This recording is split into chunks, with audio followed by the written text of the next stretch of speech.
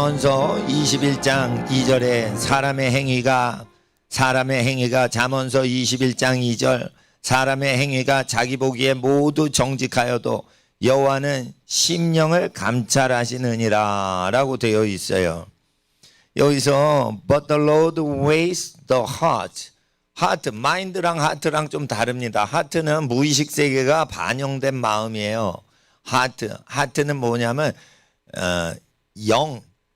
무의식 세계까지 반영이 되는 거예요. 그러니까 하트는 뭐냐면 인간의 거듭난 영하고 연결되어 있는 마음을 얘기할 때 하트라고 그러고, 마인드는 뭐냐, 우주 마인드 이래가지고, 마인드라는 영어는 신경 쓰이세요? 우주 마인드, 오프닝 더 윈도우, 그러니까 창문 여는 거 좀 마인드, 마음이 쓰여지시나요? 이런 뜻이에요. 마음이 쓰여져요. 의식 세계를 얘기하는 게 마인드고, 하트를 얘기하면 의식 세계뿐 아니라 깊은 중심의 마음을 얘기할 때 하트라고 하는 거예요. 근데 하나님께서 심령을 감찰하시니라. 그래서 아마 제가 이거 히브리 성경은 찾지 않았지만 영어 한영 성경을 지금 보고 있어요. 근데 저는 히브리 성경을 항상 보지는 않습니다. 한영 성경 보다가 이거 연구해야겠다 그러면 그 구절만 찝어서 연구를 합니다. 근데 여호와는 심령을 감찰하시느니라. 그러니까 스피릿에 대해서 관련된 심령이라는 단어로 쓰셨어요.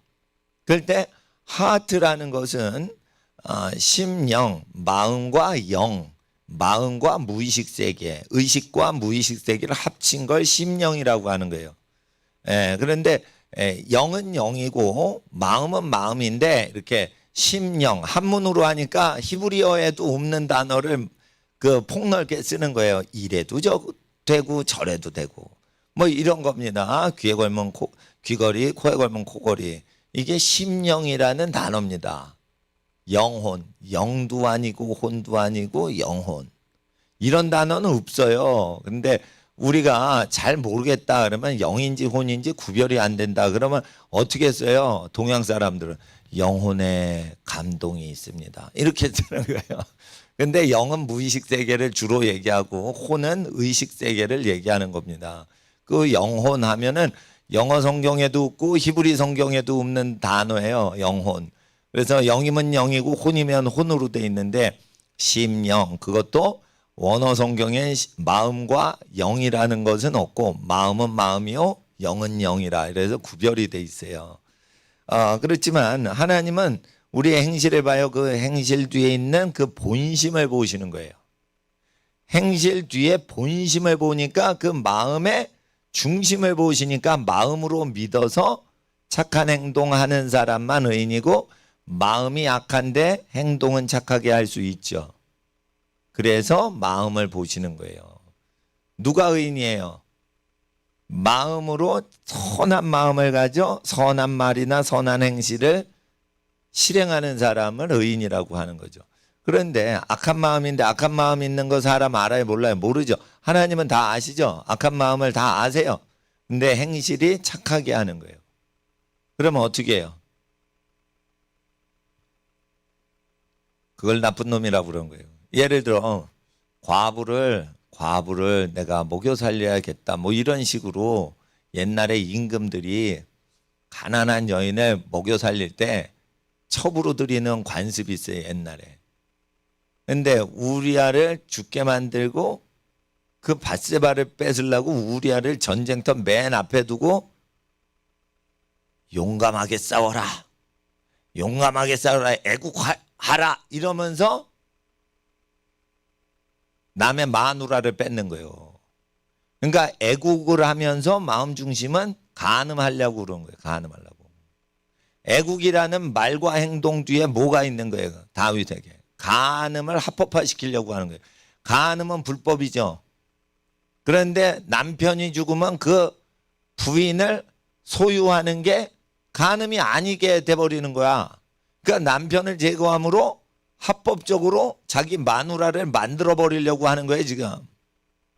그러니까 살인행위란 말이에요. 애국행위가 아니고. 그러니까 하나님은, 하나님 앞에 우리가 의인 되려면 행위가 아니고 마음으로 믿어 의에 이른다는 것은 다윗을 딱 보시면 돼요. 애국 활동이냐 남의 부인 훔치는 거냐? 그게 남의 부인 훔치려고 군인 남편을 죽게 만드는 거예요, 그게. 그래서 사람의 행위가 자기 보기에는 모두 사람들의 행위예요. 근데 자기 자신이 볼 때나 다른 사람이 볼 때나 인간이 볼 때 모두 정직할 수 있어요. 근데 하나님은 뭐를 보시는 거예요? 마인드보다는 하트를 보시는 거예요. 자, 너는 마음을 다하고 혼을 다하고 힘을 다하여 마음을 다하고 여러 차원으로 하나님 사랑하는 거죠. 하나님을 그냥 의식만 사랑해요, 힘으로만 사랑해요, 육체로만 섬겨요, 마음과 영과 혼과 육을 함께 합쳐가지고 사랑하는 거예요. 하나님을 사랑할 때는 어떻게 사랑해요? 마음으로만 사랑하면 안 돼.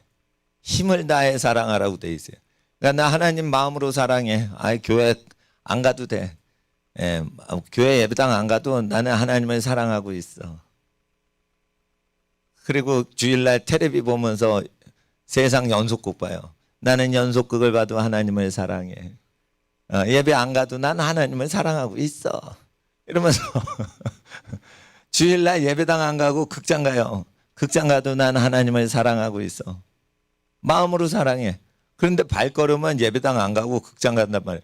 그러니까 육체적으로 그게 사랑 표현을 안 하죠. 그거 하나님 사랑하는 거 아니에요. 여러분, 세계에서 가장 유명하고 권력이 있고 지혜로운 사람이 여러분 좀 만나자고 하지. 근데 일주일에 한 번씩 만나자고 그러지. 그러면 아예 나 바빠 못 만나. 그럽니까? 세계에서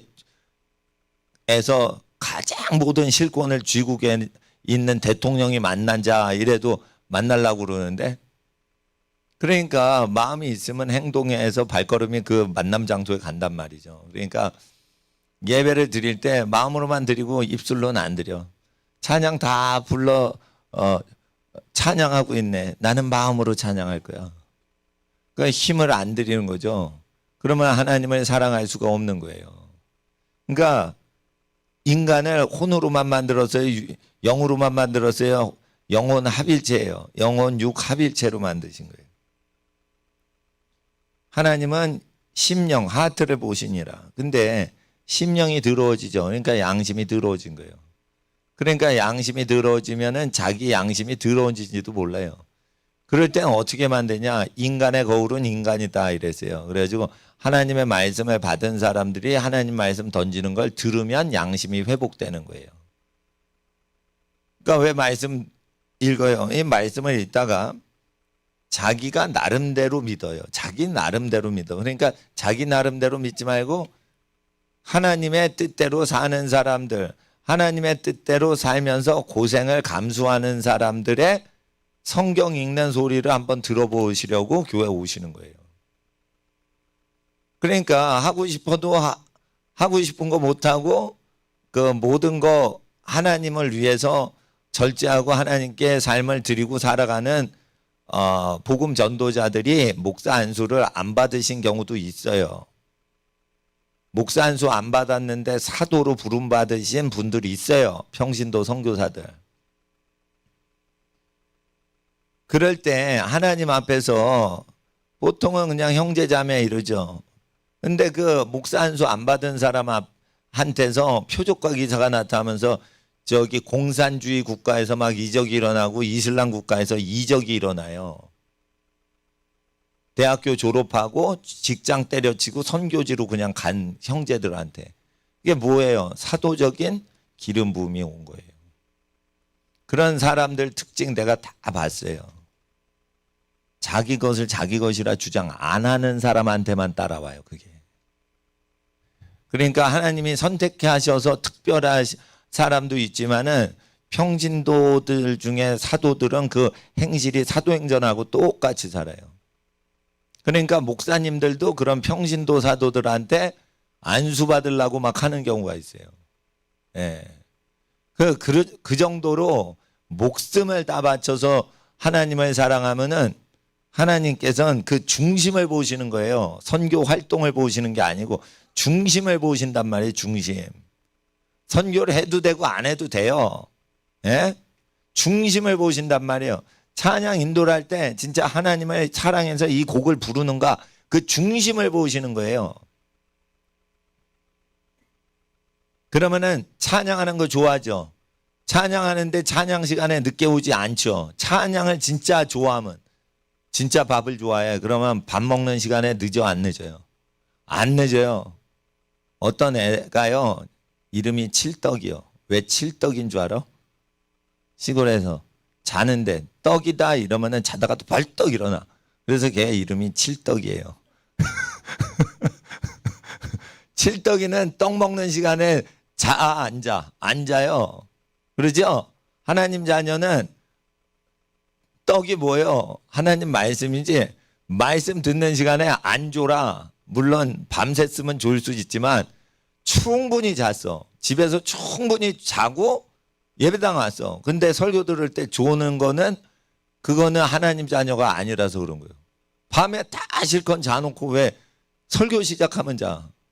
그리고 설교 끝나죠? 딱 맑은 정신이 되는 거예요.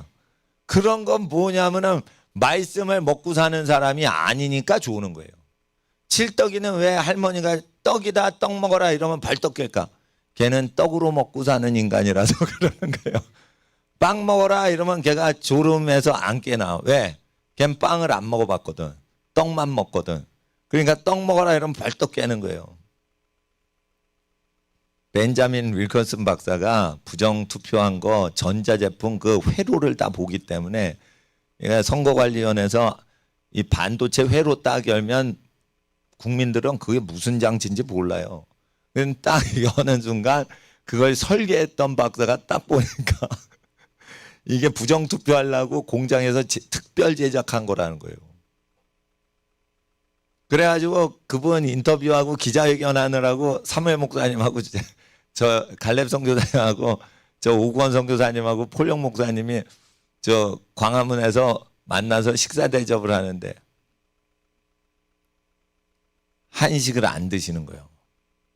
자기는 햄버거가 보약이래. 이러면서 먹는 거예요. 동양식 절대 안 먹어요. 한식 좋아하세요? 옆에 한식 있는데 냉면집 있고 저 갈비탕집 있는데 자기는 햄버거가 보약이래. 햄버거만 먹어. 그리고 햄버거를 딱 샌드위치를 드렸었는데 햄버거 비슷하잖아요, 샌드위치. 그러니까 또 막 다 곤란해. 까발려가지고 다 분해를 한 다음에 또 먹는 그 입자 구성 요소만 드셔. 그러더라고요. 그러니까 왜 그런지를 다 설명을 하면서 먹더라고요. 요거는 제 체질이 아닙니다. 요거는 제 체질을 건강하게 하는 겁니다. 그리고 자기 체질을 다 연구해가지고 그거를 수십 년 동안 연구해가지고 먹는 거라는 거예요. 그러니까 컴퓨터 반도체만 연구한 게 아니고 뭐든지 자기 몸을 실험해가지고 나이가 한갑이 다 되신 분이에요. 60쯤 되신 분. 수요일 날 이제 어떻게 하면 공부 천재가 되는지, 공부하는데 천재가 되는지, 그거 이제 진짜 공부 천재입니다, 이분은. 이병철 씨가 살아있을 때 이 사람한테 엄청 그 전자제품 발명하고 그런 거 막 맡기고 그랬나 봐요. 그러니까 지구상에 없는 물건들을 막 만드시고 그런 공학 박사니까.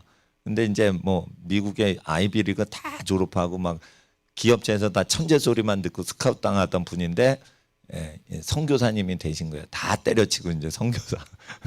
예수님 믿지 않으면 모든 지식은 쓰레기다 이러면서 이제 여기 서울시 전철에서 계속 전도하면서 이슬람인들 노무자들 오잖아요. 그래서 전도하고 영어로 전도하고 한국말로 계속 전도를 하시라고. 그러니까 식사 대접하는데 우리한테 전도하는 거예요. 목사님들인데 계속 예수님이 어쩌고 저쩌고 이러면서 햄버거 먹으면서 계속 그 얘기를 하시는 거예요. 그래서 근데 말씀 쭉 듣는데 이 영의 세계를 완전히 아시는 분이에요. 그래서 신학교 미국 신학교 다니다가 미국 신학교가 영적이지 않고 구약을 깨닫지 못하는 걸 알고 때려치셨다고 그러더라고요. 근데 그 말씀 쭉 듣는데 이분이 구약이 어떻게 효력이 있는지 알고 계시는 분이에요. 그러니까 이 영이 열려서 머리가 이제 열린 분이거든. 그러니까 그런 분들 만나면 이렇게 제가 만나요. 그러면 이게 이분의 지혜는 영에서 오는 건지 혼에서 오는지 공부 많이 해서 육적으로 똑똑한지 알거든요. 그런 분들은 영이 열린 거예요. 배워서 알아요? 자기 혼자 깨달아요? 자기 혼자 깨달아 아는 거예요. 예. 그러니까 보통은 이제 반도체 회로를 배워서 그걸 제작하거든. 근데 반도체 회로를 자기가 그 설계 자체를 그 마음에 그려가지고 하는 거예요. 그런 거 뭐 어디서 나온 거예요? 영어로부터 나온 거예요. 그거 성령 받은 민족한테만 일어나요. 그러니까 일본 사람들은 카피를 주로 하잖아. 원천 기술은 거의 미국에 있어요. 원천 기술이 일본에 많이 있지 않습니다. 일본은 개량만 해. 버전업만 하지 원천 기술은 미국 사람한테 있는데 그 미국 사람들 하는 거 참 보세요. 성경대로 사는 그 백인들한테 많아요. 성경대로 사는 백인들한테서 그런 게 많이 나와요. 생활 양식이 어떻게 해요? 성경하고 비슷해요. 한국 사람보다 성경적으로 생활을 해요. 그러죠? 예. 네. 그러니까 지혜가 오는 거예요. 그러니까 단순히 부흥에 가도 지혜를 받고 성령 받지만 삶을 변화시켜야 돼요. 그러니까 우리가 행위로 의롭다함을 받지 못하고 마음으로 믿어서 의롭다 한다는 건 뭐예요? 착한 일을 하는 경우에 그게 나쁜 놈일 수 있다는 뜻이에요. 착한 행동을 해도 다 나쁜 놈이라는 게 아니고 착한 일을 해도 마음이 나쁜 놈들도 착한 일을 한단 말이에요. 다. 그러지 않아요. 예? 중국에 팔아먹으려고 중국 코로나 다 들어오게 해놓고는 그 다음에 모든 핸드폰 동선 추적 다 해서 통제사회로 만들려고 그런 거잖아요. 통제사회가 딱 들어올 때는 아, 이 사람 나쁜 사람들이구나 이러고 홍콩 사람처럼 얘기를 해야 되는데 홍콩 사람들처럼 왜 얘기를 못해요? 대한민국 수준이 홍콩 사람만큼 안 되는 거예요. 그러니까 정치인이 악한 짓을 할 땐 꼭 착한 짓을 하면서 악한 짓을 해요. 그럴 때 그걸 간파를 해야 되는데 국민들이 간파를 못하는 거예요. 왜 그래요? 미련해서 그런 거예요. 미련하면은 선지자의 소리를 들어야 되는데 못 알아먹는 거예요. 왜 그런 줄 알아요? 성경 잘 모르니까. 4절에 보세요. 네, 3절을 제가 읽을게요. 의와 공평을 행하는 것은 제사 드리는 것보다 여호와께서 기쁘게 여기시느니라. 제사는 언제 드려요? 죄 지었을 때 하나님 죄송합니다 이러고 하는 게 제사 드리는 거예요. 그거는 회개 시간이 있어요. 제사할 때. 양의 머리에 손을 얹고 자기의 집안의 죄를 다 회개하고 그 다음에 죽이는 거예요. 양을 잡는 것만 있는 게 아니에요. 거기에는 죄를 고백하고 자백하는 게 있는 거예요. 그러니까 제사 드리는 것보다 뭘 더 좋아해요? 의를 행하고 공평을 행하는 걸 좋아하신다 이거예요. 그리고 4절에 눈이 높은 것. 제 눈이 높아. 제 눈이 높아. 아무 남자나 저기 앉아. 제 수준이 높아. 눈이 높아. 이건 뭐든지 아유 그거 갖고 되겠나? 뭐 이래요. 예. 그 공산당을 만나면 진짜 빨갱이 중에 눈이 높습니다. 아마 표현을 못 하겠네. 내가 평양공항에 딱 순환공항에 내렸는데 순환공항이 군사시설인 게 확실해요. 착륙을 했는데 쭉 미끄러지다가 5분 안에 쓰잖아요. 인천이나 김포공항. 미끄러지는데 30분을 미끄러지는 거예요. 이거 뭐 쓰지도 않아. 그러니까 고속버스 탄 것 같아. 순환공항에 딱 착륙을 하면 보통 5분 안에 스톱을 하잖아요. 이렇게 미끄러지다 브레이크 걸고. 내가 지금 셌어. 20분 동안 계속 달려가는 거야. 이거 달구지처럼. 그러니까 수십 킬로인 것 같아. 왜냐하면 20분인가를 달렸어요. 그러니까 순환공항에서 그 미사일 발사체 그거 쐈다는 게 그게 무지무지 긴 고속도로인 거예요. 고속도로에 이제 비행기가 내린 거예요. 그러니까 전쟁하려고 만든 거예요. 평양공항은 민간용으로 만든 게 아니에요. 평양 시민들 비행기도 못 타요. 그거는 외교관들만 타는 거예요. 이건 군사시설이거든. 20분 동안 달려가는데 끝도 없는 활주로. 그래가지고 순환공항에 내렸어요. 내렸는데 안내하는 환영하는 사람이 아 기독교인 분들 오셨습니까? 어느 교단이십니까? 장로교? 감리교? 이러면서 나한테 묻는 거예요. 근데 굉장히 친절하게 묻더라고. 근데 그 여자분이 귀신 든 게 확실해요. 근데 굉장히 영이 교만해요. 아직도 말았어. 이렇게 얘기하면서 그 마음 중심이요. 이렇게 친절하게 하면서 그 마음 중심에 있는 그 사람의 정체를 나타내는 말들이 간혹 나타나요. 그러니까 기도하고 찬양을 많이 하면 어떻게 돼요? 사람 속에 있는 숨겨져 있는 걸 이렇게 알게 돼요. 그거를 이렇게 계시받고 알면 안 돼요. 그냥 살아가면서 알아야 돼요. 그러니까 겉으로 하는 말과 그 겉으로 말하는 말의 진심 뒤에 있는 속의 말과 속의 생각과 그 속 생각 뒤에 있는 마귀의 의도까지 알아내야 돼요. 요번에 왜 행정명령이 식사금지가 나왔어요. 식사금지를 민간인을 식사금지하는 그 정부를 설립하려고 독소조항을 마스크 쓰세요라는 건 독소조항이 아니에요. 2m 떨어지세요. 그거 독소조항이 아니에요. 먹는 거 금지. 이게 독소조항인 거예요. 이거를 한번 허용하죠. 1, 2번 때문에 3번 그냥 넘어가면서 순종하죠. 계속 식사 금지를 할 수가 있게 돼요. 그게 관례가 되는 거예요. 그래서 이제 마귀 새끼가 이번에 넣었던 독소조항은 5번, 4번인가 뒷번호에 있어요. 앞번호는 감염병, 그러니까 전염병 예방이죠. 전염병 예방과 같은 보건복지에 대한 어떤 행동 지침인데 뒤에 악마 규정이 있는 거예요. 근데 이게 교회 운영하는데 정신 팔려 있으면 그런 거 못 보죠. 정치인들은 돈을 바라고 정치하는 게 아니에요. 남의 권리를 뺏으려고 권력 투쟁하는 거예요. 그러니까 민간인 권력을 뺏는 거예요. 그리고 호령하는 거예요. 그게 뭐예요? 사회주의예요. 간섭이 엄청 심한 거죠. 국가법으로는요, 교인들이요, 공무원들이 우리가 건강한지 체크가 안 됐어. 그러면은 공무원들 예배당에 못 들어오게 할 수 있게 돼 있어요. 원래 법이. 그런데 못 들어오게 했다라고 해가지고 고소 고발을 했잖아요, 이번에. 우리가 원래 못 들어오게 할 수 있다니까. 예배 안 드리면은 이상한 사람이니까 못 들어오게 할 수 있는 거예요. 예.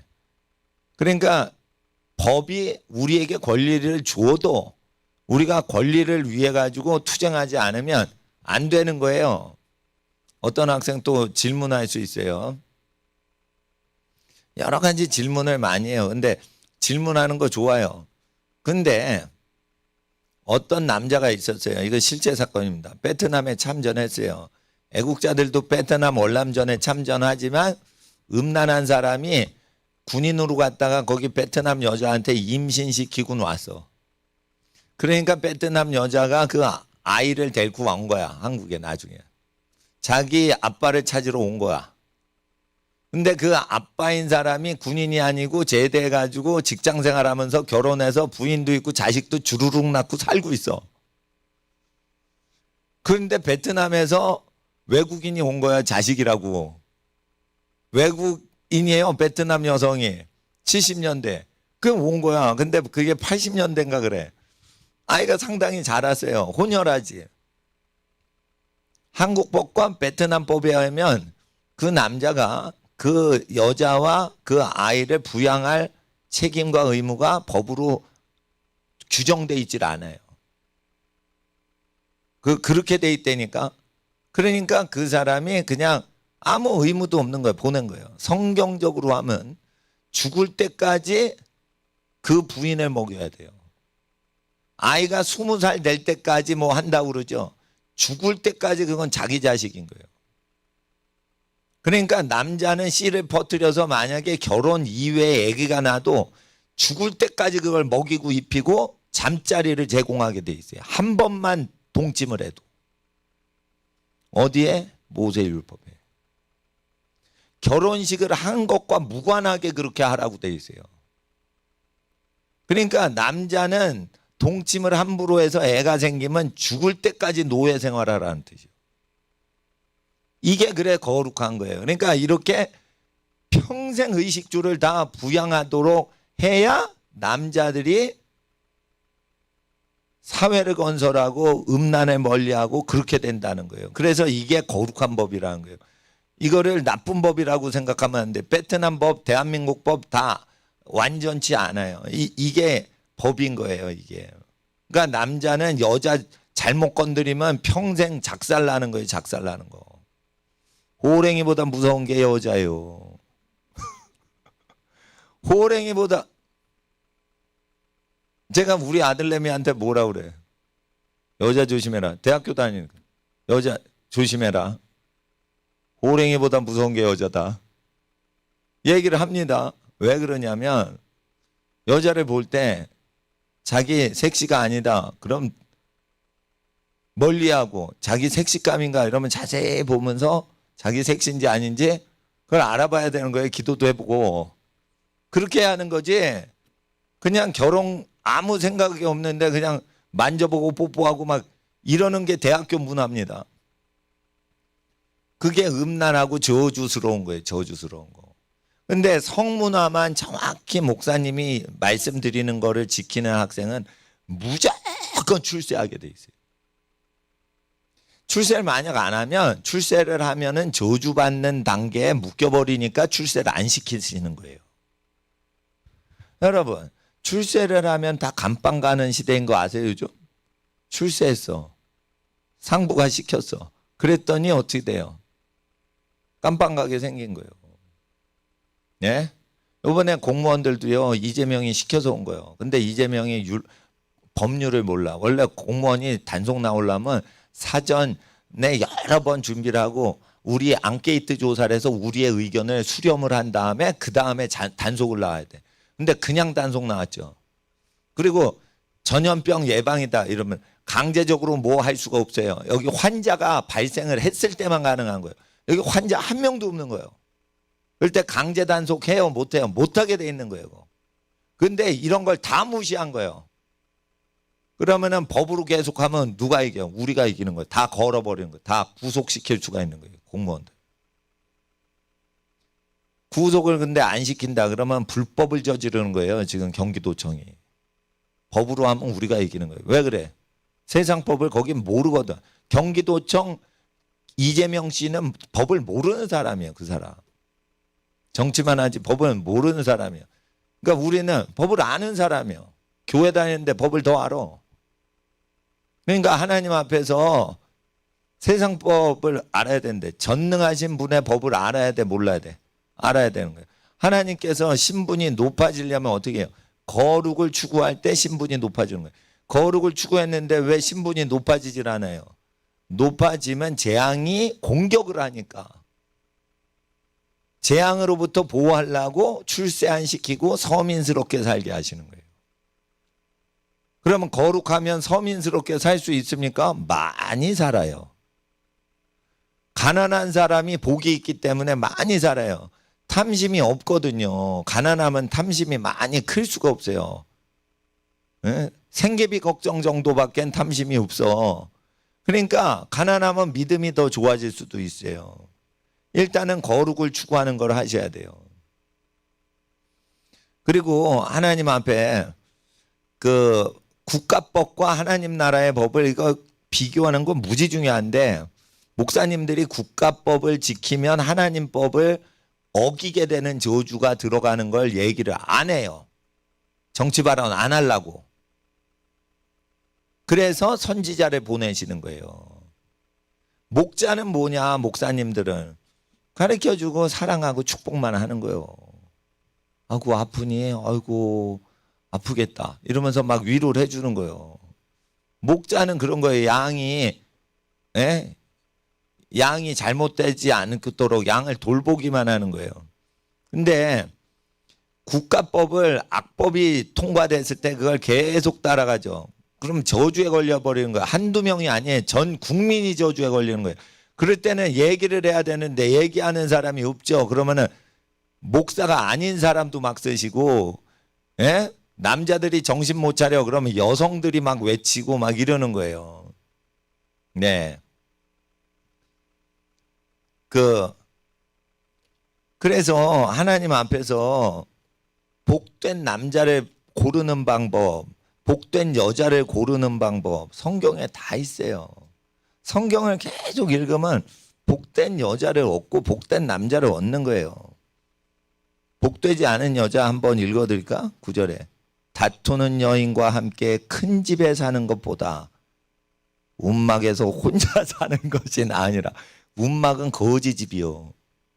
거지가 혼자 움막에서 텐트 치고 길거리에서 사는 것이 더 낫다. 노숙자가 더 낫다라고 할 정도로 싸우는 거 좋아하는 여자는 멀리해야 되는 거예요. 그러니까 이 여학생은, 여학교 내가 안 다녀봤는데 제가 들은 소문에 하면 여자애들이 더 싸운대요. 남자애들은 싸우진 않아. 뚜렷해지. 근데 여자애들은 뚜렷해는 식으로 폭력적인 게 보다 말이 그냥 살벌하게 오간다는 거예요. 말이 살벌하게. 그러면서 여학생들의 아름답고 선량하고 하나님 성품 닮은 거를 아주 상처를 내는 거. 확 중학교 1학년 때 상처를 내는 거예요. 착한 심령에 막. 그리고 2학년 때 상처를 내고, 중3 때 상처를 내고, 고1 때 상처를 내고, 계속 말이 상처를 주는 거예요. 그래서 상처 주고받지 않으려면 어떻게 돼요? 공부를 열심히 하는 게 좋은 거예요. 그게 자기 방어 옷을 입는 거예요. 공부를 열심히 하면 주고받는 게 없잖아. 더러운 게 청소년들 입에서 남학생, 여학생에서 다 나오는 거예요. 이 다투는 여인은 어디서 제조된 거예요? 중학교랑 고등학교 때 제조가 된 거예요. 중고등학교 때 공부 안 하고 수다 떨면서 온갖 나쁜 말을 하는 거를 거기서 한 거예요. 그러니까 다투는 심령을 가진 거예요. 그러니까 뭐냐면 그 다투는 거를 계속 하는 거예요. 남자는 전쟁을 해도 돼요. 목숨 걸고 전쟁하라고 만든 게 남자예요. 그러니까 남자는 뭐가 있어야 돼? 투쟁 정신이 있어야 돼요. 남자가 투쟁하고 환경을 이기려고 하고 환경을 극복하려는 능력이 없으면 시집가면 안 돼. 그런 남자한테. 자기야 왜 돈을 못 벌어 와? 신부가 그렇게 물으니까 신랑이 환경이 돈을 못 벌게 해. 그러면 황당한 거예요. 그런 남자한테 시집가면 안 돼요. 예? 네. 안 벌릴 수도 있어요. 그래도 남자는 뭔가 상황을 개척하고 새로운 일을 해보고 실패를 99번 해도 100번째 시도를 해보고 가난해도 돼요. 실패를 해도 돼. 계속 환경을 정복하고 다스리려고 막 환경을 다스리고 정복하려고 해야 돼. 그러니까 적극적이어야 돼요. 그러니까 여학생이 자기를 적극적으로 좋다고 계속 달라드는 남자한테 시집간다니까. 왜냐하면 적극적이니까. 저렇게 적극적으로 나를 좋아하면 험한 세상을 적극적으로 헤쳐나가겠다. 그런 생각도 드는 거예요. 그러니까 남자는 약간 전투적인 자세로 세상과 싸워야 되는 그런 게 있어요. 근데 여자가 전투적이다. 그럼 세상살이 하려고 그러죠. 그러면 남자를 도와주는 사람이 아닌 거예요. 그러니까 결혼하는 여자는 다투면 안 돼. 안 되는 거예요. 돕는 성향이 있어야 되는 거예요. 그러면은 뭐가 돼요? 복이 있는 현숙한 여인이 되는 거예요. 네? 그리고 9절에 죄를 크게 범하는 자의 길은 심히 구부러져요. 확 구부러져요. 열심히 달려도 그 자리야. 그런데 깨끗한 자의 길은 고든이라. 깨끗하게 살잖아요. 그러면 가는 것마다 제일 단축돼서 최쇼컷으로 지름길로 사는 거예요. 깨끗하게 사는 사람은 항상 길이 고다. 그래서 늦게 도착하지 않아. 반드시 때가 되면은 그 사람이 누려야 될 복을 누리게 돼 있어요. 그러니까 어떻게 살아야 돼? 깨끗이 살아야 돼. 깨끗이 산다는 건 어떻게 살아요? 자기 본분만을 열심히 하고 사는 거예요. 남의 일에 간섭할 시간도 없어. 그래서 내 일만 열심히 하는 거예요. 교회 오면 왜 교회 오는 거예요? 하나님 만나려고 오죠. 하나님은 영이시죠. 찬송하셔야 돼요. 찬송은요, 기도라고만 하시면 안 돼요. 찬송 가사가 시편 성경 말씀이에요. 성경 말씀과 성령이 결합이 되는 체험이 찬송할 때 나오는 거예요. 찬송하면은 그래 뭐를 받아? 복을 받고. 찬송하면 뭐를 받아? 성령 체험하는 거예요. 성령을 받아요. 그러니까 찬송하는데 왜 아이들을 훈련시키냐? 무조건 훈련시켜야 돼. 예배자로 훈련시켜야 돼. 그래야 복을 받아요. 예? 갈렙 선교사님이 그 저 강남 예배당에서 예배드릴 신다고 그러는데 반주자가 필요하대요. 그럼 반주하고 싶으신 분은 글로 가세요. 근데 반주를 하는데 자기가 그 노래를 좋아하지 않는데 억지로 반주해. 그러면은 복이 안 내려. 그러니까 그 찬송을 자기가 이 노래를 내가 기도한다 이러고 반주를 하는 거예요. 근데 반주를 할 때요. 저도 반주를 해봤는데 피아노를 쳐봤는데 내가 노래를 할 때 그걸 음을 탁 누를 때요. 여기서 성령이요 확 역사를 해요.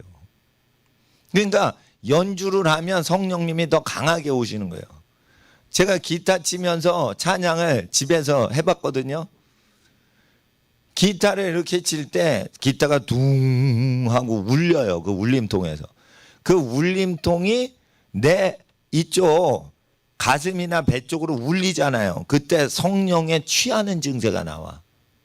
여러분 비싼 기타하고 100만 원이 넘는 기타하고 8만 원짜리 기타하고 특징이 뭐예요? 딩 했을 때 소리가 안 예쁘면서 울림이 몸으로 안 와요. 그게 싸구려 기타예요. 그리고 도를 쳤어. 그랬더니 레가 나와. 그게 가짜 기타예요. 그런 거는 8만 원도 아니고 5만 원에 팔아요. 그 플랫을 딱 잡으면 정확히 도가 나와야 되는데 이 전자 계측기로 하면 도가 아니라 돌의 사이에 딱 나와. 그게 불량 기타예요. 물론 줄을 정확히 했는데도 줄과 줄 사이가 정확히 해야 되는데 20개의 플랫이 있죠. 근데 3개가 어긋나게 그 쇠침이 박혀 있는 거예요. 그러니까 17개는 정확히 박혀 있는데 3개가 잘못되게 눈금에서 벗어나서 박혀서 이렇게 누르는 거예요. 그러면 그걸 잡고서 해야 되는데 그 음을 누릴 때마다 미세하게 도와 레 사이로 나는 거예요. 그게 싸구려 기타예요. 근데 진짜 좋은 기타는 뭐냐? 그런 미세한 거는 기본적으로 30만 원이 넘어가면 그 오류가 없어집니다. 그러니까 진짜 음악가는 진짜 기타 전문가는 10만 원 이하는 절대 사지 말라고 얘기를 하는 거예요. 10만 원 이하 기타는 그 음이 절대 음감이 안 나오게 제작이 된대요. 그리고 아주 유명하신 분 얘기인데 그건 다 믿지 마세요. 그러나 유명하신 분 얘기니까 기타 최고 전문가 분이 30만 원 이상 되면은 아무 문제가 없이 나온대요. 그 비싼 기타. 근데 사기꾼 기타는 또 30만 원이 넘어도 사기칩니다. 그러니까 그 기타를 하실 때는 30만 원이 넘으면 이건 정확한 기타다. 그것도 사기표 회사 기타면 또 300만 원도 그거 사기치는 거예요. 근데 세계적으로 유명한 기타들은 왜 비싸냐? 딱 할 때 이게 소리가 울릴 때요.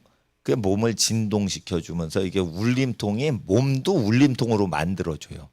그러면 그게 비싼 거예요.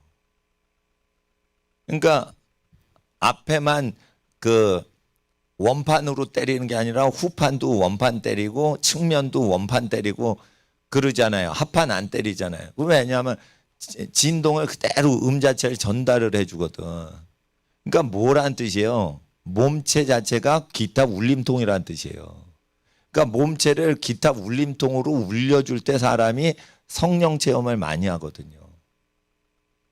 그래서 이제 찬양을 할 때 울리는 소리를 자기가 내줘야 된다는 거예요. 그러면 어떻게 돼요? 성령이 임하시는 거예요.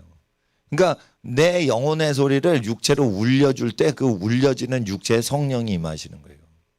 내 영혼이 영으로 거듭났죠. 성령으로 거듭났죠. 근데 몸은 육체가 성령으로 거듭난 건 육이 아니에요. 근데 육에 어떻게 성령이 임하실까? 이 성령으로 거듭난 내 영의 울부짖음을 육으로 울리게 할 때 오는 거예요, 이게. 그러니까 찬양을 내가 복 받는데 써 먹어야 그게 복된 거예요. 그러니까 찬양 반주 못 하고 있는 찬양 잘 반주하시는 분은 그걸 자원하시라니까. 그러면은 하나님께서 복을 주시는 거예요. 전에 예은 자매님이 저기 부탁도 안 했는데 와가지고 이거 쳤잖아. 그런 심령이 있어야 돼.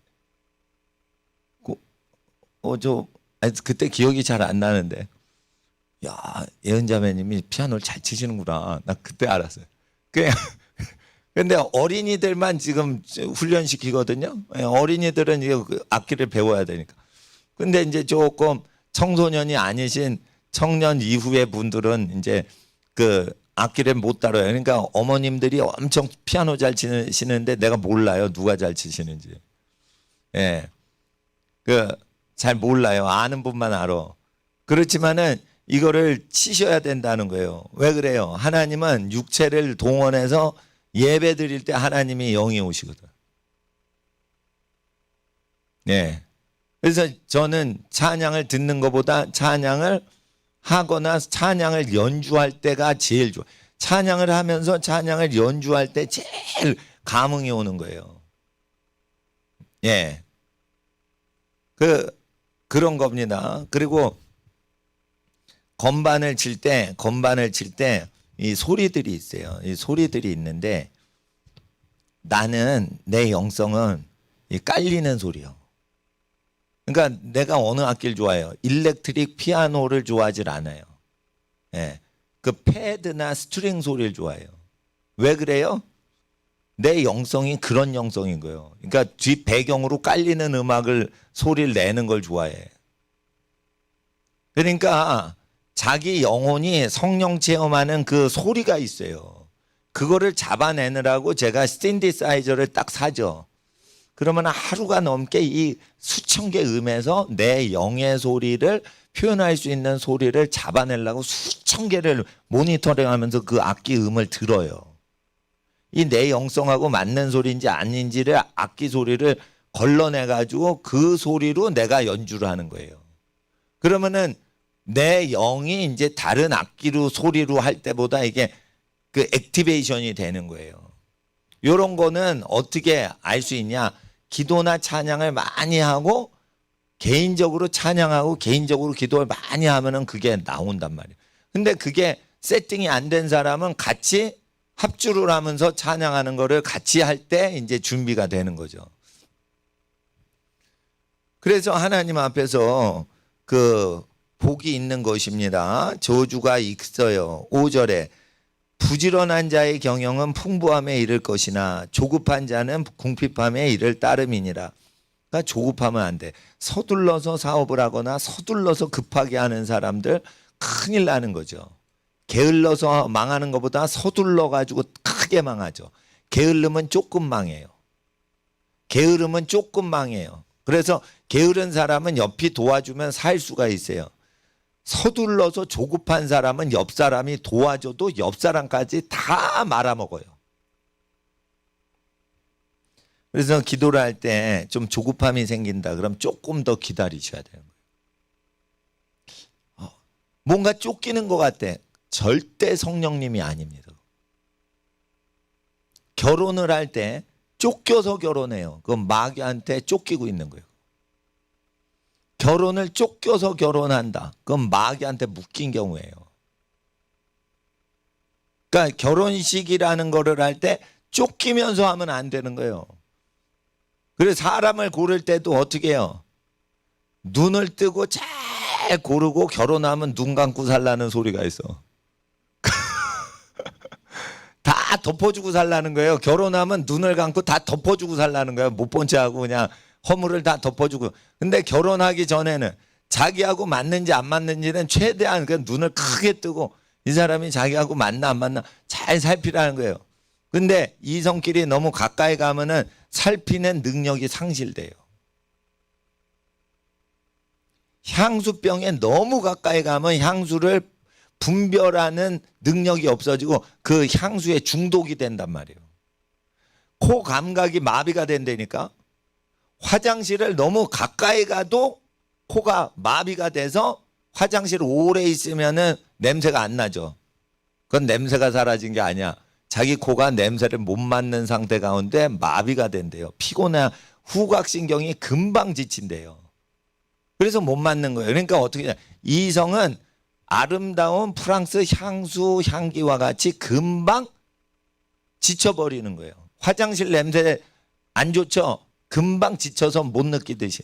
이성은 가까이 있으면 안 되는 거예요. 멀리 있다가 이성을 딱 봐야 분별을 하고 향수구나 딱 떨어지고, 멀리 있다가 화장실 가까이서 이거 화장실이구나 딱 하고 다시 멀어지고, 이래야지 분별력이 항상 유지가 되는 거예요. 그러니까 이성으로부터 멀리 떨어져서 생활을 해야 나한테 맞는 배필이구나, 나하고 안 맞는 배필이구나, 요거를 감각을 할 수가 있는 거예요.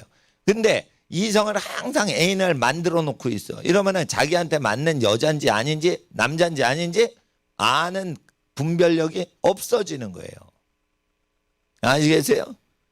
여자를 멀리하는 사람이 여자 분별하는 거예요. 남자를 멀리하는 사람이 남자 분별하는 거예요.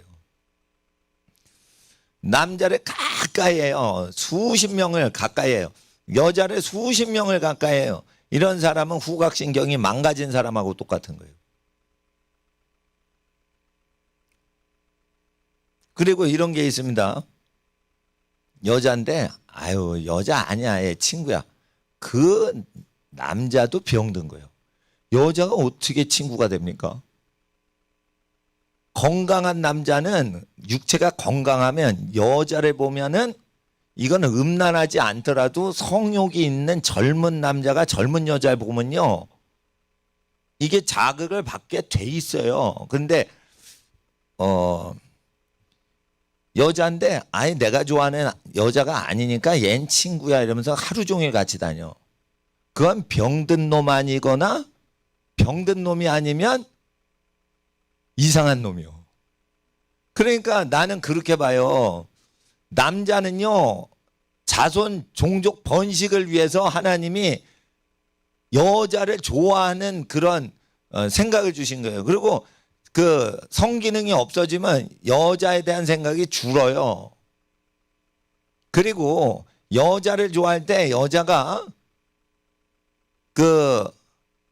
잘 생각, 물론 이거 신앙적으로 보시면 안 돼. 이건 자연법으로 만드신 건데, 아기를 잘 낳을 수 있고 아기를 낳아서 건강하게 키울 수 있는 여자들은요, 어떻게 생겼냐면 그 곡선이 있어. 몸매에 곡선이 있어.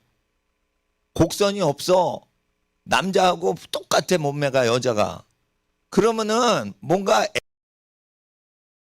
무지무지 발달은 안 된 거예요. 그러니까 남자하고 똑같이 그냥 일자로 돼 있어. 그것도 아름다우신 여자분이 많아요.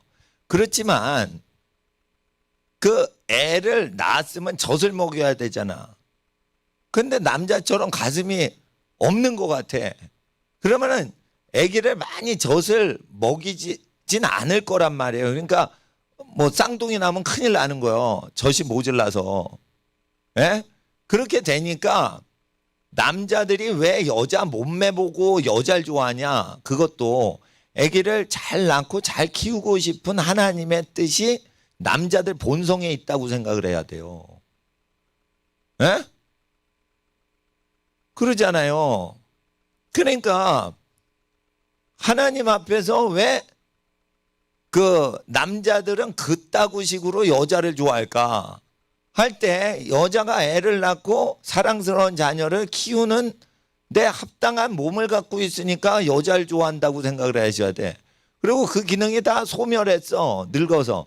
그럼 여자의 몸을 막 추구하는 그런 열정, 에로스적인 열정이 사라진단 말이에요. 그는 자녀 낳고 키우는 그런 하나님의 뜻이 남녀 간의 사랑에 나타나고 있는 증세라고 보고, 그러면은 애기 낳고 키울 거 아니면 여자 멀리하고 남자 멀리하라, 이렇게 하면 되는 거 아니에요.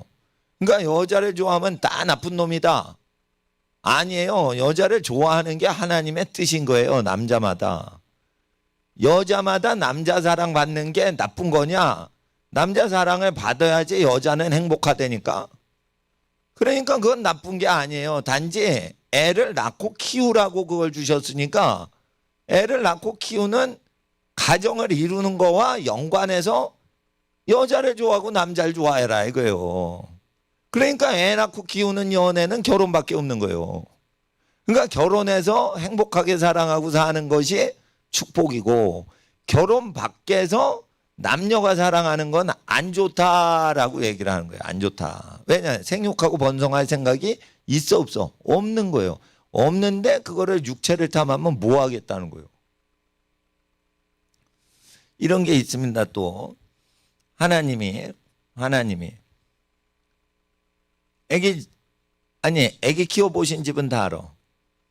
애기가 먹는 모유를 아빠가 배고프다고 애기 모유를 뺏어 먹어요. 그러면 설사나죠.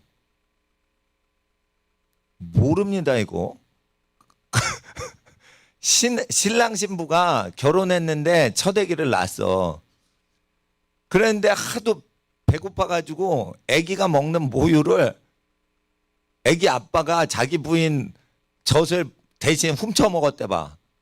그러면 애기 아빠가 아무리 튼튼한 몸을 가져도요, 거기에 설사제가 들어가 있어요. 어른은 모유를 먹으면 설사해서 그 소화를 못 시키는 요소를 천지만물 지으신 창조주께서 넣어 놓으신 거예요. 집안의 모든 어른들이 모유는 설사를 하고 어린 아기만 그걸 소화하는 능력을 어린 갓난아기한테만 능력을 주셨어요. 그러니까 엄마 모유는 뭐 하라는 거예요? 아기가 독점하라는 거예요. 독점을 안 하고 누군가 훔치면 설사를 하게 다 만드셨어요. 이게 의학자가 얘기를 하는 거예요. 물론 나는 모유를 뺏어 먹은 적이 없어요. 애기 낳고 애기 모유를 엄마 젖을 애기가 빨게만 했지 내가 뺏어 먹은 적은 없어. 그렇지만은 그거를 생물 선생님한테서 내가 배웠는데 고등학교 때 그 의사 선생님이고 뭐 다 그 얘기를 하는 거예요.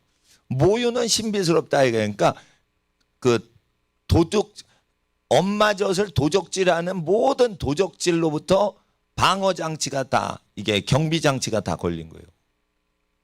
그러니까 모유라는 건 무지무지 신비스러운 거예요. 그게 훔쳐 먹지도 못해 그건 인간이. 네. 그러니까 하나님께서는 생육하고 번성하는 게 그렇게 중요하니까 그 여성을 그렇게 만드신 거예요. 그러니까 하나님 앞에서 여성이 왜 복의 중심이냐? 애를 낳고 키우니까. 그래서 애 낳고 키우려고 사랑하는 경우에는 결혼식 가서 막 축복을 해주잖아요. 축하해주고 선물도 주고 꽃다발도 던지고 막 난리치잖아요. 행복하라고. 그게 하나님의 마음인 거예요. 결혼식해서 잘 살아라. 그런데 죄인이 무슨 그 결혼을 하냐? 결혼을 하지 않는 게 좋은 거다. 그 결혼을 폐하고 식물도 폐하죠. 그게 귀신의 가르침인 거예요. 디모데에게 분명히 가르쳐. 디도한테 분명히 결혼도 폐하고 식물도 폐하는 사람들 있죠. 그게 귀신의 가르침을 받는 거예요. 그러니까 어릴 때부터 결혼은 쓸데없는 거예요? 소중한 거예요? 결혼은 소중한 거예요. 결혼을 귀중히 여기라라고 돼 있어요. 그러면서 뭐라고 돼 있어요? 침소를 더럽히지 말라. 잠자리를 더럽히지 말라 이거예요. 잠자리를 더럽히는 건 음행을 얘기하는 거예요. 음란을 멀리하라. 근데 결혼은 귀중히 여기어라. 자, 학생들, 남학생, 여학생 따라하세요. 결혼은 귀한 것입니다. 무지무지 귀하니까 어떻게 해요? 목숨 걸고 준비하는 거예요. 결혼은 무지무지 귀한 거예요. 그래서 생명이 태어나는 거예요. 생명이 태어나니까 생명 걸고 그걸 지켜야 되는 거예요. 그래서 남자들이 용감한 남자한테 여자들이 시집을 가는 거예요. 제가 이거 앙케이트 조사인데 심리학자들이 조사한 거예요. 운동선수가 장가를 잘 갑니다. 왜 운동선수가 장가를 잘 가냐 그러면은 여자가 딱 볼 때 운동을 용감하게 하면 용감한 남자 같아. 그리고 용감한 멋진 운동선수가 공부를 잘하는 공부벌레 남자보다 장가를 잘 갑니다. 하여튼 운동을 많이 하면은 여성들한테 그 어필을 하는 거는 있는 것 같아요. 남학생들 장가 잘 가려면 뭐 해야 돼? 운동을 열심히 해야 돼. 예. 그러면은 왜 이 운동 열심히 하는 남성들이나 이 박력 있는 남성들한테 여성들이 매력을 느끼냐? 그거는 보호를 받아야 되니까 그러는 거예요. 자기는 애를 낳아서 키워야 되는데 누군가 보호를 해주고 밖에 일을 다 처리를 해줘야 자기가 제일 귀중히 여기는 자손을 낳고 키우는데 그거 안정되니까 본능이 그렇게 작동이 되는 거예요. 그러면은 남자 중에 복 있는 사람은 겁쟁이에요, 용감한 사람이에요? 용감한 사람이 복이 있는 거예요, 남자들은. 그러니까 남자들은 개척 정신이 있어야 되는 거예요. 두려워하면 안 되고. 그러니까 남자들은 고생을 해야지 남자스럽게 되는 거예요. 그러니까 군대에 갔다 와야지 남자스럽게 되니까 보기가 좋다라고 할아버지께서 얘기하시는 거예요. 남자는 군대 갔다 와라. 왜 그러면 용맹해지라고 그런 거예요. 기질 자체가 원래 하나님 창조하신 기질로 완성이 안 되니까 어린 남자애들은 사랑스럽지만 아직 하나님이 완성 단계로 요구하시는 단계에 이르지 못하니까 너 용감해라. 군대 가면 왜 용감해요? 총 맞더라도 총싸움 하자 이거예요. 그러니까 목숨 걸죠. 목숨 걸고 뭔가를 하는 남자는 남자스러움이 회복되는 거예요. 예. 여자는 목숨을 걸질 않아요. 살아서 애를 낳고 키워야 돼요. 그러니까 여자는 목숨 걸기보다 남자가 목숨 걸고 자기를 지켜주는 남자한테 시집가는 거예요. 그 본성 자체는 하나님이 아름답게 여기시는 거예요. 그러니까 용감한 남자와 그 자녀를 귀히 여기고 키우려고 하고 남편의 보호 가운데 거하려는 여자, 이런 복된 남자상과 여자상은요 변하질 않아요. 왜 안 변하냐? 하나님이 그걸 요구하고 계시는 거예요. 하나님이 요구하시는 남자상과 여자상은요 결혼할 때 수천 년 동안 내려오는 그 남자상과 여자상이에요. 그렇습니다. 그러니까 여자는 싸움질하는 여자로 만드시면 안 되는 거예요. 그럴 바에는 여학생이 그냥 공부만 열심히 하는 여학생이 더 나은 거예요. 싸움질하는 여학생보다. 말싸움하고 이러면 안 돼요. 그럴 때 싸움은 어디서 일어나요? 동급생끼리 일어나요. 그러니까 사람이 어떻게 태어나요? 쌍둥이로도 나지만 언니, 오빠, 누나, 형, 동생들 사이에서 태어나는 거예요. 그래서 보호받고 보호해주고 섬김받고 섬겨주고, 그러니까 중간에 태어나는 거예요. 그러니까 반드시 어떻게 해요? 자기 일을 열심히 하라는 거예요. 그리고 나와 다른 위에 사람을 내게 복종하고 아래 사람을 돌봐주라고 혼자 많이 태어나는 거예요. 쌍둥이로도 나지만 혼자 많이 태어나는 거예요. 그게 왜 그렇게 태어나게 하세요? 한 번에 10명씩 태어나면 얼마나 편리해.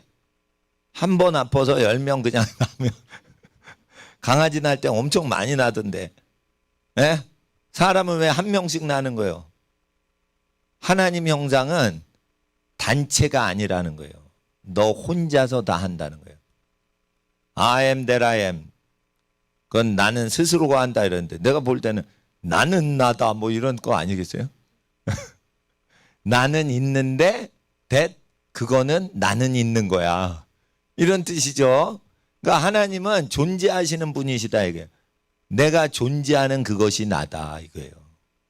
That I am, 내가 존재하는 그것이 앞에 주절 I am. 만물을 보거라 이게 나다 이거예요.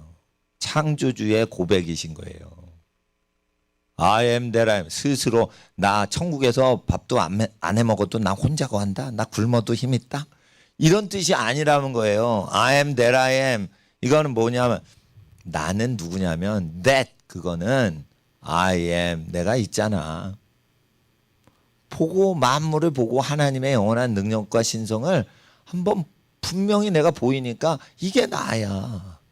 그러니까 이 모든 천하 만물을 내가 다 만들었어라고 우리 하나님이 우리에게 얘기하시는 거예요. 그러니까 모든 만물은 하나님을 표현을 못하고 부분적으로만 하나님을 나타내니까 어느 형상이든지 절하지 말라는 거예요.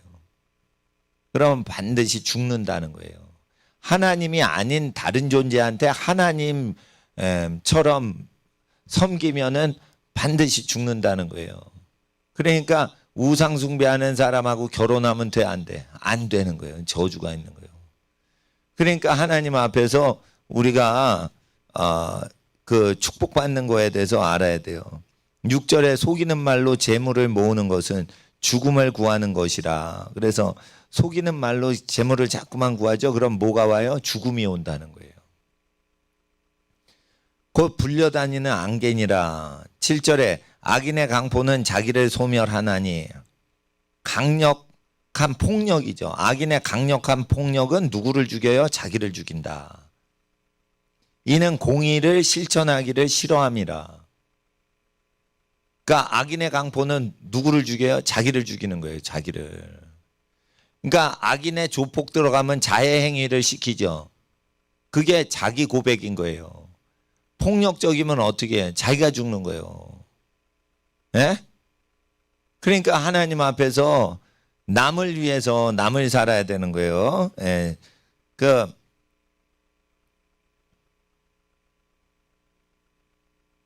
하나님께서 거만한 자가 벌을 받으면 어리석은 자는 경성하겠고, 예? 지혜로운 자가 교훈을 받으면 지식이 더하리라. 의로우신 자는 악인의 집을 감찰하시고 악인의 집을 의로우신 자가 감찰하신다 이거예요. 악인을 환난에 던지시느니라. 자, 의로우신 하나님은 누구를 감찰하세요? 악인의 사무실을 감찰하세요? 사생활을 감찰하세요. 사생활을 감찰하시고 악인의 집안을 감찰하시고 악인의 공식적인 업무를 감찰하시고가 아니에요. 그러니까 악인은 공식적인 건 다 의로워. 그런데 속사정이 나쁜 놈이요. 그래서 그 숨은 사건을 감찰하시고 악인을 어디다 던져요? 전능하신 분이 환난에 던지시는 거예요. 그러니까 여러분 환난에 들어가지 말라면 악인을 따르면 안 돼. 일만하게 뿌리면 뭐예요? 돈 좋아하는 거예요. 돈 좋아하면 뭐에 걸려요? 환난에 들어가요. 우리가 환난 가운데 고난당하는 건 뭐예요? 우리의 죄성을 없애시려고 단련하시는 거예요. 그러니까 욕심이 없으면 뭐에 안 들어가요? 환난에 안 들어가는 거예요. 그러니까 누구 말을 들어야 돼? 욕심 없는 사람 말을 들어야 돼요. 그러니까 목사님한테 쭉 듣고는 더 들을 설교가 없다 그러면 누구한테 가면 돼? 더 욕심이 없는 목사님한테 가세요. 그러니까 교회를 옮기는 법도 배워줘야 돼. 교회를 옮기는 법도 배워줘야 돼. 목사님한테 배우니까 아우 더 배울 게 없어요. 다른 교회 다녀야지. 그러면 뭐예요? 목사님보다 욕심이 더 없는 사람한테 가라니까요. 그러면은 문둥이 고름 입으로 빨아대시는 그런 손양훈 목사님 같은 목사님 찾아가라니까. 나는 문둥이 고름 빨아낸 적이 없어요. 내가 돈이 있지 그럼 병원 가세요 그러고 돈을 줘. 나는 문둥이 고름을 빨아낼 수가 없어. 아유 왜 빨어? 나는 안 빨았어요. 그리고 빤 적이 없어. 우리 사촌 누나가 아기가 아프니까 갓난 아기 낳았어요. 1980년에. 그 낳은 아기가 지금 40이에요. 40 하나가 됐어. 제 조카예요. 근데 사촌 누님이 그때 아기 낳고 나서 아기가 설사했다가 설사 안 했다가 그러는데 이상하더라고. 엄마가 아니 사촌 누님이 아기 똥맛을 보더라고. 아 우리 아기 건강하다 이런 거예요. 내가 볼 땐 그 신령한 의사같이 보여. 나는 아기 똥 맛본 적 있어요 없어요? 없어. 난 똥 안 먹어. 그 왜 아기 똥을 맛봐요? 아기를 사랑하니까 그 더럽지 않다. 이거 건강을 내가 알아낼 수 있다. 이렇게 느끼는 거예요. 그 사촌 누님이 직업이 그 간호학과 교수님이거든. 그러니까 뭐 똥이 어떻게 건강에 어떻게 그 바로미터가 된다. 그래서 똥을 보면은 어린아이 똥이 건강 상태를 나타낸다. 그런 거를 의학자니까 그걸 아신단 말이에요. 그러니까 똥 맛을 보더라고. 근데 나는 똥 맛을 못 봐. 그렇게 사랑이 많지 않아. 내 새끼들 똥을 맛본 적도 없어 나는. 그런데 만약에 제가 얘기하는 게 이게 듣기 싫다, 저 뻥인 것 같다, 그러면은 검사를 해보세요. 나보다 더 예수님 닮아서 사시는 분들한테 가셔서 이게 틀렸는지 맞았는지 한번 물어봐. 다 맞다고 그러지. 그러니까 제가 전하는 거는요, 저보다 더 의롭게 사시는 분들도 다 시인을 하는 것만 제가 가르치는 거예요. 저것도 믿어야 되나? 믿으시라니까 그냥. 그러니까 귀를 막아 가난한 자의 부르짖는 걸 듣지 아니하면 자기의 부르짖을 때에도 들을 자가 없으리라. 이제 어떤 가난하신 분이 계속 전도를 하시는 거예요. 전도를 하셔. 그래서 전도를 쭉 하세요. 그런데 이제 전도를 하는데 전도를 쭉 하십니다. 그러다가 이제 그 생활이 어렵대요. 그러니까 아유, 전도를 열심히 하고 그러니까 이제 생활비를 좀 드리고 이제 저 개인 후원자가 뭘 주시면은 그 개인 후원자 거를 내가 도와드릴 분한테 또 드리거든요, 제가. 그런데 이제 어느 순간에 느낌이 딱 오는 거예요. 일하시라고. 그런데 아무도 그 사람을 하나님의 사람이라고 믿지 않고 아무도 후원을 안 하는 거예요. 수백 명이 후원을 하다가 아무도 후원을 안 하는 거예요. 아무도 후원 안 할 때 내가 그분 생계비를 뒤에서 도와드렸어요. 다 버려도 나는 그래도 도와드렸다 이거요. 전기값을 못 내고 있어요. 그러면은 내가 그걸 대드리고 그랬어요. 은밀하게. 근데 어느 순간에 내 마음에 하나님이 이분을 안 쓰신다라는 걸 주신 거예요. 나는 가난한 사람 계속 도왔기 때문에 그런 거 생각 안 해요. 그래서 제가 그랬어요. 할아버지 목사님이 일하래라고 그랬다며요. 그러니까 그 할아버지 목사님 나한테 일하라고 그랬대. 아니 자기는 교인들 헌금 받아서 생활하면서 나한테 그럴 수 있냐는 거예요. 그러면 그 사람은 목사도 아니고 할아버지도 아니고 교인도 있는 것도 아닌데 할아버지로 수십 년 동안 교인들이 그 할아버지 목사님 괜히 헌금 들여가지고 살게 후원을 하겠어요? 그 할아버지 목사님이 효도 강조하고 착한 일 많이 하고 그러시는 분이에요. 그러니까 헌금 내니까 그 할아버지 목사님은 헌금해서 생활해도 괜찮은 거예요. 불효자들 다 효자 만들고 그러는 할아버지 목사님. 그래서 내가 그런 목사님들 보고 내가 효도 가르쳐야지 집에 보고 온다 이래가지고 내가 카피하는 겁니다, 저도. 그런데 그 노인이 젊은 사람한테 일해. 너 선교사 하지 말고 일해. 이러면은 그게 그냥 온 게 아니에요. 너 직장 가. 직장 다니면서 돈 벌어서 헌금 바치는 분들 헌금을 아무나 받는 게 아니다. 이런 뜻으로 할아버지가 얘기를 해도 자기는 헌금 쓰면서 왜 나는 헌금 안 쓰냐 이러면 화를 낼 수가 있어요. 그러니까 나한테도 그렇게 얘기를 하시더라고 그분이. 아우 돈 버셔야 돼요. 그러니까 나한테 대뜸 이러는 거예요. 그러면은 목사님은 왜 헌금 써? 이러는 거예요. 그 헌금 자기도 쓰자는 거예요. 우리 교인이 낸 헌금 나만 쓰지 말고 자기한테 좀 후원을 하라는 거예요. 그럴 때 제가 그랬어요. 나 우리 교인 헌금, 우리 교인 분들 헌금 드린 거 나 안 써요. 나 안 써요. 헌금 들어온 거는 교회 월세 내고 뭐 선교사님들 이렇게 드리고 그런 가난한 국가에서 사역하시다가 귀국하신 선교사님들여도 서울 시내에서 자기가 세계 선교사다 이런 분한테는 드릴 수가 없는 거예요. 그러니까 그분 도와드리려면 내 개인 돈에서 도와드려야 돼요. 왜냐 해외 선교를 하신 게 아니니까. 서울 시내 사는데 자기 선교사다 이러는 분들이 있죠. 그러면서 목사 행세하는 평진도 설교자 있죠.